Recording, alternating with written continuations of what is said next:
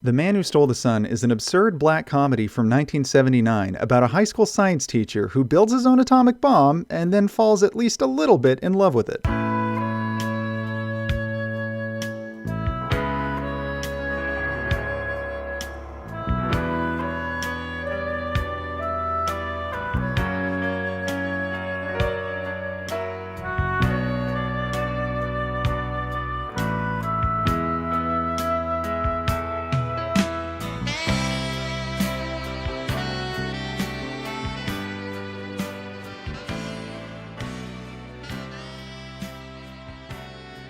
It won the Tokyo Blue Ribbon Award for Best Film in 1980, and Hasegawa Kazuhiko won the Yokohama Film Festival's Best Director Award as well. Its closest Western analog would be Kubrick's Dr. Strangelove. The lead, Sawada Kenji, carries The Man Who Stole the Sun.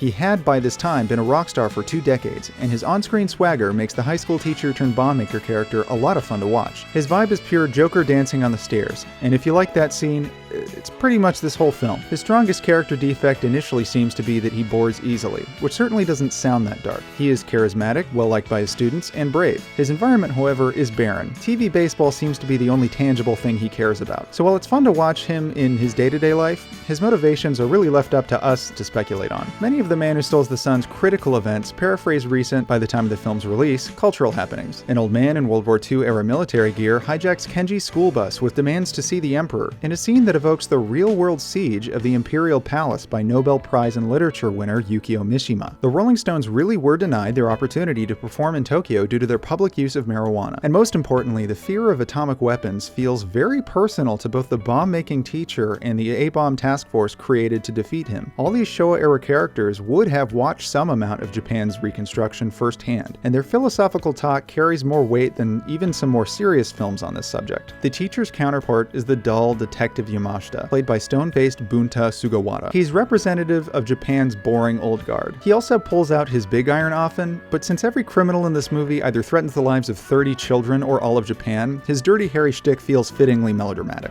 At first, he plays along with the teacher's cat-and-mouse game. Kenji's first demand is that baseball games be broadcast in their entirety. Yamashita and the task force are initially reluctant, but enjoy the outcome despite the circumstances. A radio host played by Kimiko Ikegami first becomes interested in Sawada for his A-bomb story, but comes to love the power he wields over Japan's government. The speed at which she commits herself to Sawada is as unnerving as Sawada's disregard for her safety. It was hard for me to tell if this was another piece of social commentary or an artifact of a bygone era, but either way, it serves to cement Sawada as a despicable person. As the film progresses, you come to realize that, for all the flash, there isn't really more to the lead. His charm implies dynamism, but he very much operates with a one-track mind. The crimes he perpetrates escalate from entertaining cartoon hijinks to sickening mass murder. This movie tests the limits of rock star charisma like no other. I got the sense that this film provided catharsis for its makers. The Man Who Stole the Sun addresses the defining moment of modern Japan, along with 2 more contemporary national controversies. As such, it's a fascinating remix of the worst cultural moments in modern Japanese history. As a piece of entertainment, however, I think it can make for a difficult watch. The characters feel more like caricatures of beatniks and bureaucrats than people with internal desires, because little is ever revealed about their motivations. Each character feels like they're playing a predefined social role, which may be another point that the film is making, but it is also unsatisfying. 40 years removed and half a world away, the comic caricatures that served as easy touchpoints for audience-film relationships simply aren't there for the majority of people who will watch my review. That said, it does provide a good look at the anxieties of Japanese city folk in the late 1970s. I do like The Man Who Stole the Sun, but I think the most entertaining element of it is the juxtaposition between the pitch-black subject matter and the playfulness of the film itself. Towards the end, that playfulness is dropped for straight character drama, which struggles without any real exploration into why the characters feel or think the way they do. I'd give it a 2 out of 5.